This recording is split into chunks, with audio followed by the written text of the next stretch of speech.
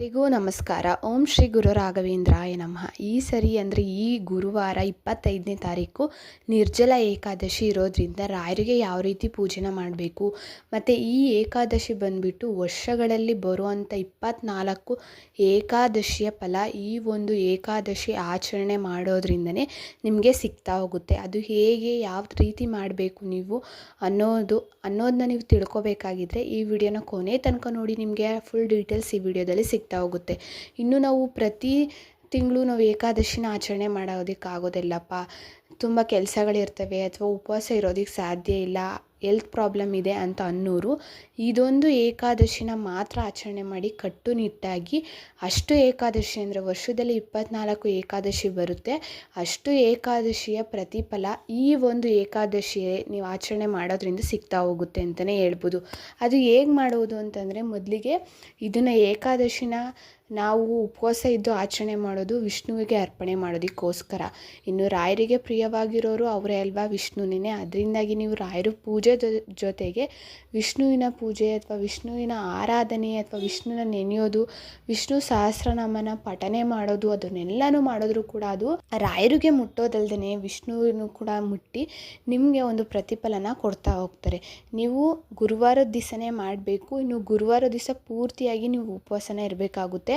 ಇನ್ನು ಹಿಂದಿನ ದಿವಸ ಬುಧವಾರನೇ ನೀವು ಬ್ರಹ್ಮಚರ್ಯನ ಫಾಲೋ ಮಾಡಿಕೊಂಡು ಆವತ್ತಿನ ದಿವಸ ಈರುಳ್ಳಿ ಬೆಳ್ಳುಳ್ಳಿ ಆಗ್ತಾ ಇರೋವಂಥ ಊಟನ ಮಾಡಬೇಕು. ಅಂದರೆ ಸಾತ್ವಿಕ ಆಹಾರನ ನೀವು ಸೇವನೆನ ಮಾಡಬೇಕು. ಬುಧವಾರದಿಂದಲೇ ಉಪವಾಸ ಇರ್ತೀವಿ, ಏಕಾದಶಿ ಸೆಲೆಬ್ರೇಷನ್ ಮಾಡ್ತೀವಿ ಅನ್ನೋರು ಮಾತ್ರ.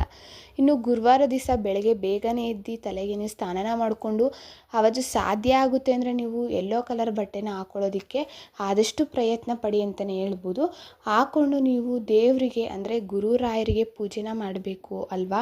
ಅದಕ್ಕೋಸ್ಕರ ನೀವು ಗಂಧನ ಹಚ್ಚೋದು ಅಥವಾ ಗ್ರ್ಯಾಂಡಾಗಿ ಹೂವಿನ ಅಲಂಕಾರವನ್ನು ಮಾಡೋದು, ನೈವೇದ್ಯನ ಇಡೋದು ಆ ಥರ ಮಾಡೋದಕ್ಕೆ ಹೋಗ್ಬೇಡಿ. ಏನಕ್ಕಂದರೆ ಏಕಾದಶಿಯ ದಿನ ರಾಯರು ಕೂಡ ಕಟ್ಟುನಿಟ್ಟಾಗಿ ಉಪವಾಸನ ಆಚರಣೆ ಮಾಡ್ತಾರೆ.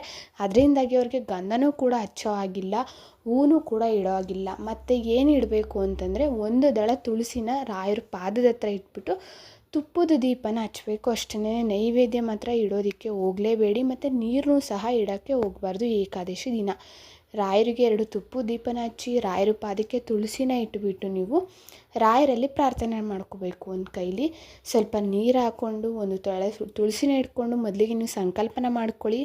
ರಾಯರೇ, ನಾನು ಈ ಏಕಾದಶಿನ ಕೈಗೊಂಡಿದ್ದೀನಿ, ಅದು ಪರಿಪೂರ್ಣವಾಗಿ ಸಂಪೂರ್ಣ ಆಗಿ ನನಗೆ ಪ್ರತಿಫಲನ ದೊರೆಯೋ ಹಾಗೆ ಮಾಡಪ್ಪ, ನನ್ನದೊಂದು ಸಂಕಲ್ಪ ಈ ರೀತಿ ಇದೆ ತಂದೆ ಅಂತ ಹೇಳ್ಬಿಟ್ಟು ನೀವು ಶ್ರೀಯರಿನ ನೆನೆಸ್ಕೊಂಡು ಗುರು ರಾಯರ ಪಾದಕ್ಕೆ ತುಳಸಿ ದಳನ ಹಾಕ್ಬಿಟ್ಟು ನೀವು ರಾಯರಿಗೆ ಮಂಗಳಾರತಿನ ಮಾಡ್ಬೋದು. ಮತ್ತು ವಿಷ್ಣು ಸಹಸ್ರನಾಮ, ರಾಯರು ಮಂತ್ರ, ರಾಯರ ಸ್ತೋತ್ರ ಎಲ್ಲನೂ ಕೂಡ ಹೇಳಿ ಶ್ರೀಯರಿನ ನೆನ್ಕೊಳ್ಳಿ. ಕೃಷ್ಣಾಯ ವಾಸುದೇವಾಯ ಹರಯೇ ಪರಮಾತ್ಮನೇ ಪ್ರಾಣತಃ ಕ್ಲೇಶನಾಶಾಯ ಗೋವಿಂದಾಯ ನಮೋ ನಮಃ ಅನ್ನೋ ಮಂತ್ರನಾರು ಹೇಳ್ಬೋದು. ಅಥವಾ ಓಂ ಭಗವತೆ ವಾಸುದೇವಾಯ ನಮಃ ಅನ್ನೋ ಮಂತ್ರ, ಸರಳವಾದ ಮಂತ್ರ, ನಿಮ್ಗೆ ಯಾವುದು ಆಗುತ್ತೋ ಅದನ್ನು ಓದಿ. ಅಥವಾ ಇವಾಗ ಗೂಗಲಲ್ಲಿ ಟೈಪ್ ಮಾಡಿ ನಿಮಗೆ ಬಂದೇ ಬರುತ್ತೆ ವಿಷ್ಣು ಸಹಸ್ರನಾಮ ಅಂತ. ಅದನ್ನಾದರೂ ನೀವು ಫೋನಲ್ಲಿ ಡೌನ್ಲೋಡ್ ಮಾಡಿಕೊಂಡು ಗುರು ರಾಯರ ಮುಂದೆ ಕೂತ್ಕೊಂಡು ನೀವು ಹೇಳ್ಬೋದು. ಅಥವಾ ಗುರು ರಾಯರ ಮಠಕ್ಕೆ ನೀವು ಹೋಗ್ಬಿಟ್ಟು ಕೂಡ ನೀವು ಪಠನೆನ ಮಾಡ್ಬೋದು. ನಿಮ್ಮ ಪ್ರತಿಫಲ, ನಿಮ್ಮ ಸಂಕಲ್ಪ ಆದಷ್ಟು ಬೇಗ ನೆರವೇರುತ್ತೆ. ಅದರಿಂದಾಗಿ ಅಂದರೆ ನೀವು ಗುರುವಾರದ ಪೂರ್ತಿ ನೀವು ಉಪವಾಸನ ಇರಬೇಕು. ಸಾಧ್ಯ ಆಗುತ್ತೆ ಅಂದರೆ ದಯವಿಟ್ಟು ಒಂದು ತೊಟ್ಟು ನೀರನ್ನು ಕುಡಿಯೋದರ ರೀತಿ ಇರಿ. ಸಾಧ್ಯ ಆಗೇ ಆಗುತ್ತೆ. ಗುರುರಾಯರ ಮೇಲೆ ನಂಬಿಕೆನ ಇಟ್ಕೊಂಡು ಭಕ್ತಿಯಿಂದ ಇದ್ದರೆ ಎಲ್ಲವೂ ಸಾಧ್ಯನೇ, ಅಸಾಧ್ಯವಾಗಿರೋದು ಏನೂ ಇಲ್ಲ. ಒಂದು ತೊಟ್ಟು ನೀರನ್ನು ಕುಡಿಯೋದರ ರೀತಿ ನೀವು ಉಪವಾಸನ ಮಾಡಬೇಕು. ಇನ್ನು ನೆಕ್ಸ್ಟು ಮಾರನೇ ದಿವಸ ಶುಕ್ರವಾರ ಬಂದ್ಬಿಟ್ಟು ದ್ವಾದಶಿ, ಇದು 8 ಗಂಟೆ ತನಕ ಇರುತ್ತೆ. ಅಷ್ಟರೊಳಗಡೆ ನೀವು ಉಪವಾಸನ ಮುರಿಬೋದು. ಇವಾಗ ನೀವು ಗುರುವಾರ ರಾಯರಿಗೆ ಯಾವುದೇ ರೀತಿ ನೈವೇದ್ಯ ಆಗಿರ್ಬೋದು, ಅಲಂಕಾರ ಆಗಿರ್ಬೋದು, ಪೂಜೆ ಆಗಿರ್ಬೋದು ಏನೂ ಮಾಡಿರೋದಿಲ್ಲ ಅಲ್ವಾ. ಶುಕ್ರವಾರ ಬೇಗ ಎದ್ದು ನೀವು ಸ್ನಾನ ಮಾಡಿಕೊಂಡು ರಾಯರಿಗೆ ಗಂಧನ ಹಚ್ಚಿ ಹೂನ ಅರ್ಪಣೆ ಮಾಡಿ ನಿಮ್ಗೆ ಹೇಗೆ ಅಲಂಕಾರ ಮಾಡ್ಕೋತಿದ್ರೋ ಆ ರೀತಿ ಅಲಂಕಾರನ ಮಾಡಿ ನೈವೇದ್ಯನ ಇಟ್ಬಿಟ್ಟು ನೀವು ಪೂಜೆನ ಮಾಡಬೇಕು. ಮಂಗಳಾರತಿ ತುಪ್ಪದಾರತಿನೆಲ್ಲ ಬೆಳಗ್ಬಿಟ್ಟು ಕರ್ಪೂರ ಧೂಪನೆಲ್ಲ ಹಾಕ್ಬಿಟ್ಟು ನೀವು ಆ ನಂತರ ಗುರುರಾಯರಿಗೆ ಇಟ್ಟಿರುವಂಥ ನೈವೇದ್ಯನ ನೀವು ಸ್ವೀಕಾರ ಮಾಡ್ಬೋದು ನಿಮ್ಮ ಉಪವಾಸನ ಮುರಿಯೋದಕ್ಕೆ. ಇದು 8 ಗಂಟೆ ಅಷ್ಟರಲ್ಲಿ ನೀವು ಕಂಪ್ಲೀಟ್ನ ಮಾಡಬೇಕು ಶುಕ್ರವಾರದ ದಿವಸ. ಇನ್ನು ರಾಯರ ಮಠಕ್ಕೆ ಹೋದರೆ ನಿಮಗೆ ಗೊತ್ತೇ ಇರುತ್ತೆ, ರಾಯರು ದರ್ಶನ ಮಾಡ್ಕೊಬಂದರೆ ಅಲ್ಲಿ ಪ್ರಸಾದ ಇರೋದಿಲ್ಲ. ಏನಕ್ಕಂದರೆ ಏಕಾದಶಿ ಪ್ರಯುಕ್ತ, ಅಂದರೆ ರಾಯರನ್ನು ಕೂಡ ಕಟ್ಟುನಿಟ್ಟಾಗಿ ಒಂದು ಹನಿ ನೀರನ್ನು ಕೂಡ ಸೇವನೆ ಮಾಡದೇ ಇರೋ ರೀತಿ ಶ್ರೀಹರಿನ ನೆನ್ಕೊಂಡು ಅವರು ಏಕಾದಶಿನ ಆಚರಣೆ ಮಾಡ್ತಿರ್ತಾರೆ. ಅದರಿಂದಾಗಿ ನೀವು ಕಟ್ಟುನಿಟ್ಟಾಗಿ ಗುರುರಾಯರನ್ನು ಮನಸ್ಸಲ್ಲಿ ಇಟ್ಕೊಂಡು ನೆನ್ಕೊಂಡು ನೀವು ಇರ್ತೀನಪ್ಪ ನಾನು ಅಂತ ಸಾಧ್ಯ ಆಗುತ್ತೆ, ಅಥವಾ ನಿಮ್ಮ ಪರಿಸ್ಥಿತಿ ತುಂಬ ಕಠಿಣವಾಗಿದೆ, ನಿಮ್ಮ ಕಷ್ಟಗಳು ಯಾರಿಗೂ ಹೇಳ್ಕೊಳ್ಳೋದಕ್ಕೆ ಸಾಧ್ಯ ಆಗ್ತಿಲ್ಲ, ಅದರಿಂದ ನಾನು ಹೊರಗಡೆ ಬರಬೇಕು ಅನ್ನೋರಾದರೆ ಈ ನಿರ್ಜಲ ಏಕಾದಶಿನ ನೀವು ಆಚರಣೆ ಮಾಡಿ. ವರ್ಷದಲ್ಲಿ ಆಚರಣೆ ಮಾಡುವಂಥ ಎಲ್ಲ ಏಕಾದಶಿಗಳ ಪ್ರತಿಫಲಗಳು ನಿಮಗೆ ಈ ಒಂದು ಏಕಾದಶಿಲಿ ಸಿಗ್ತಾ ಹೋಗುತ್ತೆ ಅಂತಲೇ ಹೇಳ್ಬೋದು. ಇದಿಷ್ಟು ನೀವು ಫಾಲೋ ಮಾಡಿಕೊಂಡು ಹೋಗಿ ಈ ಗುರುವಾರ 25ನೇ ತಾರೀಕು ಅಂತಲೇ ಹೇಳ್ತಾ ಇದ್ದೀನಿ.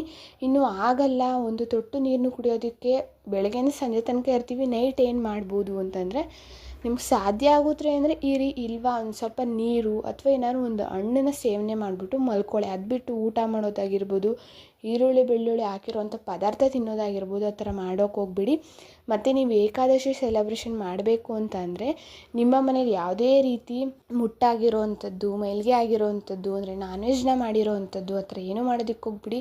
ನೀವು ಮಾಡಿಟ್ಟು ಫ್ರಿಜ್ಜಲ್ಲಿ ಇದ್ರೂ ಕೂಡ ಅದನ್ನೆಲ್ಲ ತೆಗ್ದು ಖಾಲಿನ ಮಾಡಿಬಿಟ್ಟು ಆ ನಂತರ ನೀವು ಏಕಾದಶಿನ ಆರಂಭ ಮಾಡಬೇಕು. ಅಂದರೆ ಗುರುವಾರ ಅಲ್ಲ, ನೀವು ಬುಧವಾರದಿಂದನೇ ಏಕಾದಶಿಗೆ ಪ್ರಿಪೇರ್ ಆಗಬೇಕು. ಅಂದರೆ ನೀವು ಬೆಳ್ಳುಳ್ಳಿ ಈರುಳ್ಳಿ ಹಾಕ್ತಿರೋಂಥ ಆಹಾರನ ತಿಂದ್ಕೊಂಡು ನೀವು ಬುಧವಾರದಿಂದಲೇ ಶುದ್ಧವಾಗಿ ನೀವು ಕಟ್ಟುನಿಟ್ಟಾಗಿ ಮಾಡಿ. ಏನಕ್ಕಂದರೆ ರಾಯರು ತುಂಬ ಅಂದರೆ ತುಂಬ ನಿಷ್ಠೆಯಿಂದ ಕಟ್ಟುನಿಟ್ಟಾಗಿ ಈ ಏಕಾದಶಿನ ಆಚರಣೆ ಮಾಡ್ತಾರೆ. ಅದರಿಂದಾಗಿ ಇನ್ನು ಯಾರೆಲ್ಲ ನನ್ನ ಚಾನಲ್ ಸಬ್ಸ್ಕ್ರೈಬ್ ಮಾಡ್ಕೊಂಡಿಲ್ಲ ಮಾಡಿಕೊಂಡು ಬೆಲ್ ಐಕಾನ್ನ ಪ್ರೆಸ್ ಮಾಡ್ಕೊಳ್ಳಿ. And thank you for watching.